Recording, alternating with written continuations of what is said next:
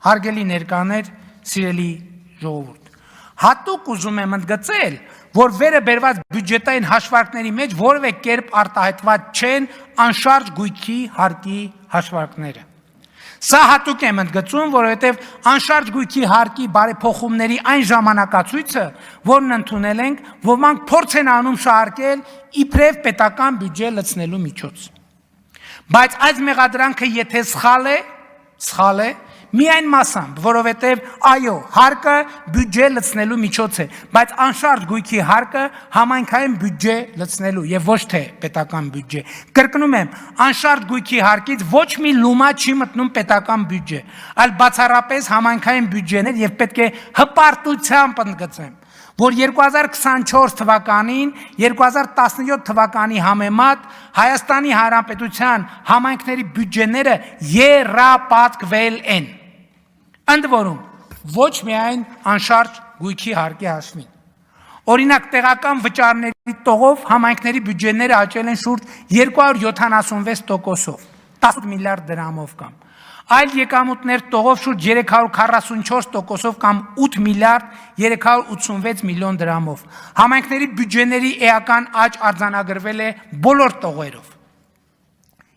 Իսկ ինչ է տեղի ունեցել անշարժ գույքի հարկի հետ։ Այո, ավելի քան կրկնապատկվել են անշարժ գույքի հարկից եկամուտները մտնելով համայնքային բյուջեներ։ Վերադառնալով անշարժ գույքի այդքան քննարկված եւ քննադատված հարկի նոր դրույքաչափերին, պիտի ընդգծեմ, որ իրականացված փոփոխությունները հիմնականում ծանրացել են 100 միլիոն դրամ եւ ավելի արժեք ունեցող, այսինքն միջինից էականորեն բարձր գին ունեցող գույքերի վրա։ Խնդրում եմ Այն ինչ որ հիմա կասեմ, հատուկ ուշադրություն դարձրեք։ Մեր երկրում 100 միլիոն դրամ եւ ավելի արժեք ունեցող գույքերը ընդհանուր գույքերի մեջ, բոլոր գույքերի մեջ 100 միլիոն եւ ավելի դրամ արժեք ունեցող 0.62%-ն են։ Պատկերացրեք, մեր երկրում եղած գույքերի 0.62%-ն է, որոնց արժեքը 100 միլիոն դրամ եւ ավելի է։ Բայց այդ 0.62%-ը մեր կատարած բարեփոխումների արդյունքում վճարում է անշարժ գույքի հարկի 42.7%-ը։ 0.62%-ը վճարում է 42.7%-ը։ Հիմա աղմուկը իմացաք որտեղից է։ Ուշադրություն դարձրեք, հանրապետության անշարժ գույքերի 0.62%-ը վճարում է անշարժ գույքի հարկի 42.7%-ը։ Ասել է, թե անշարժ գույքի հարկի համակարգի մեր իրականացրած բարեփոխումները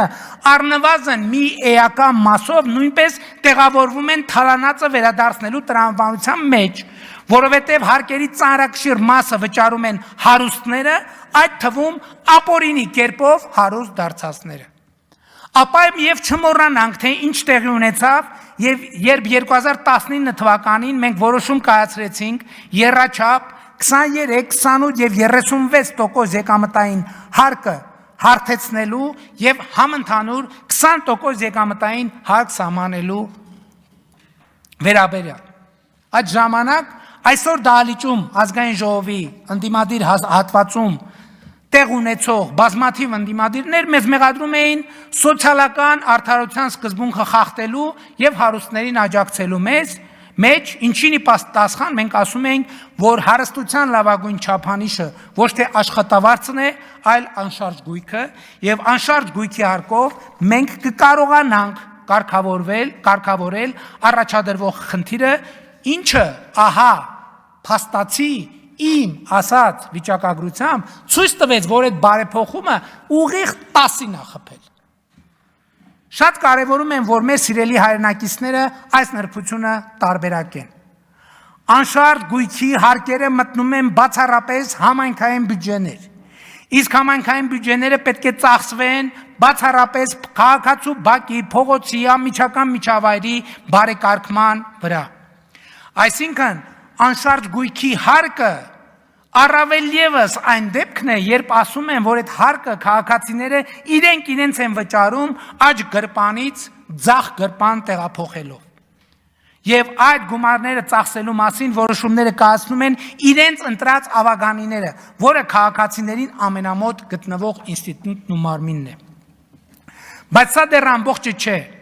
Մեկնարկել է ամեն տարվա հետ ընդլայնվելու է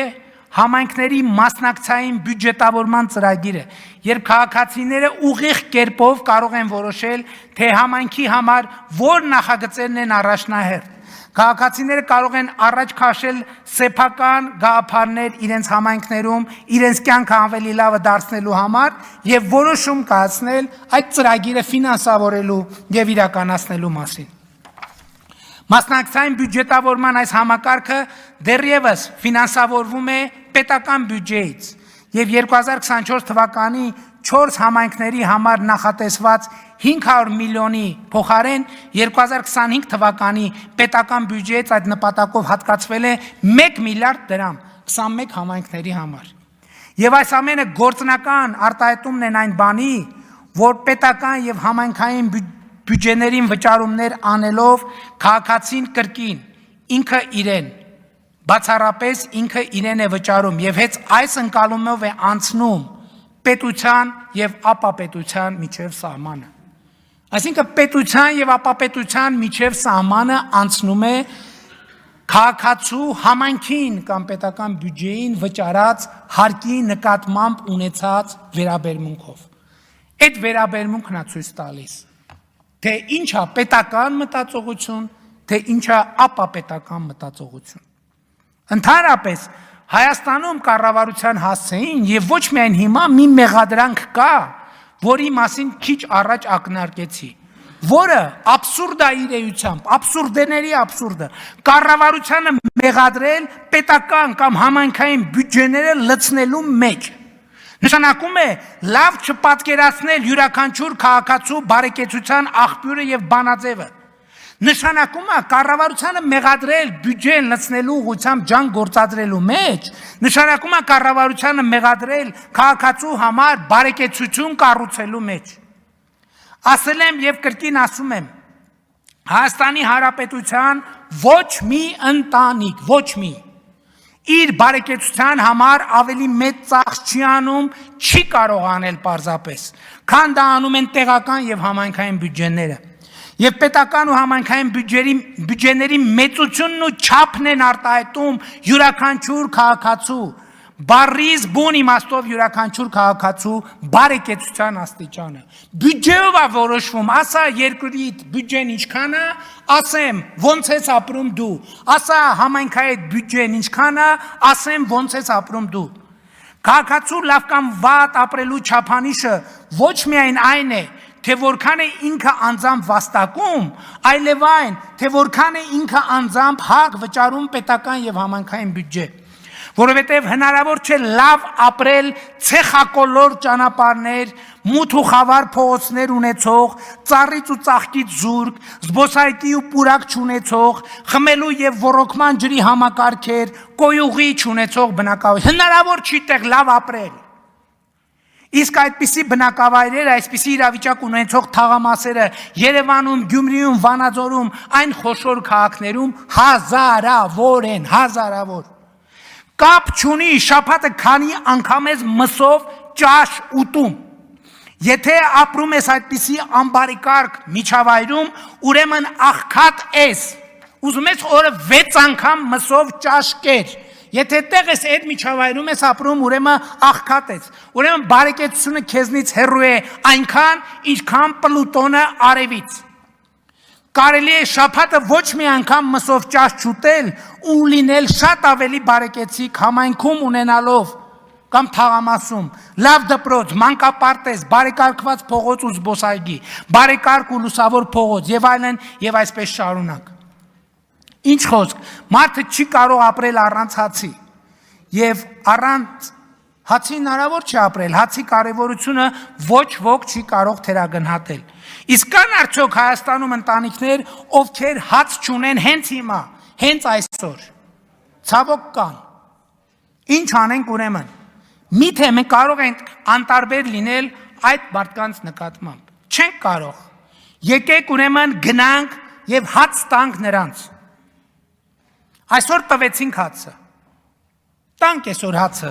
վաղը գնանք տեսնենք, թե ինչա փոխվել նրանց կյանքում։ Կտեսնենք մի բան, որ վաղը նույնպես նրանք չունեն այդ հացը։ Մենք վաղն էլ չենք կարող անտարբեր լինել։ Վաղը եկեք նորից տանենք հաց տանք նրանց։ Երրորդ օրը եկեք գնանք տեսնենք ինչ փոխվեց նրանց կյանքում։ Կտեսնենք, որ նրանք կրկին հաց չունեն։ Երրորդ օրը նույնպես չենք կարող անտարբեր լինել նրանց վիճակի նկատմամբ։ Երրորդ օրը նույնպես տանենք հաց տանք։ Չորրորդ օրը գնանք տեսնենք, թե ինչ վիճակում են նրանք։ Կտեսնենք, որ նրանք էլի հաց չունեն։ Նույնը կկրկնվի 5-րդ օրը, 6-րդ օրը, առաջին ամիսը, 6-րդ ամիսը, առաջին տարին, 6-րդ տարին, 10-րդ տարին, եւ սա երևում է նաեւ պաշտոնական վիճակագրության։ Ավելի քան 10,000 ընտանիք Հայաստանում, 10 եւ ավելի տարի անապահովության նպաստ են ստանում Հայաստանում։ Շատ լավ, հաջորդ հարցը, բա այդ հացի համար ով է վճարում։ Բա այն չենք ուզում, հարկ չենք, ընդեղ չենք ուզում, հարկ տանք, ընդեղ չենք ուզում, հարկ տանք, ընդեղ չենք ուզում, հարկ տանք, չենք ուզում։ Ով է վճարում այդ հացը։ Շատ լավ, մի տեղից տալիս ենք։ 10 տարի լավ թե վատ այդ մարդկանց ինչ որ հաց ենք հասցրել եւ ինչ ենք փոխել այդ մարդկանց կյանքում։ Ընդամենը մի բան, մենք ընդամենը 10 տարի նվաստացրել ենք այդ մարդկանց, իրենց դարձրել ենք կախյալ եւ աղքատությունը նրանց համար պետական մակարդակով դարձրել ենք մտածողություն, ապրելակերպ, հոգեբանություն եւ նրանց երեխաներին դատապարտել ենք աղքատ լինելու ճակատագրին։ Եվ ես հպարտ եմ, որ քաղաքական կամք է ցուցաբերել այս կառավարությունը եւ այս քաղաքական մեծամասնությունը անապահովության գնահատման եւ աղքատության համակարգ նոր համակարգ ներդնելով, երբ մենք մարդուն այո հաց տալիս ենք, բայց միայն այնքան ժամանակ, երբ համոզվում ենք, որ նա բավարար ջանք է գործադրում եւ մենք էլ բավարար ջանք ենք գործադրում, որ նա սեփական հացը վաստակելու հնարավորություն, կարողություն, գիտելիք, կրթություն եւ հմտություն ունենա։ Իսկ երբ կրթության եւ աշխատանքի միջոցով այդ ջանքերը գործադրում է մարդը, մեր տված հացի կարիքը չի ունենում, այլ միջավայրի, բարեկարգ բնակավայրի, փողոցի, բակի իր վաստակած թեկուզ քիչ հացով բարեկեցիկ կյանք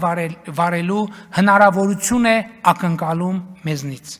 Սա է մեր քաղաքականությունը եւ մեր ռազմավարությունը եւ սա ճիշտ ռազմավարություն է եւ արժանապատիվ ռազմավարություն։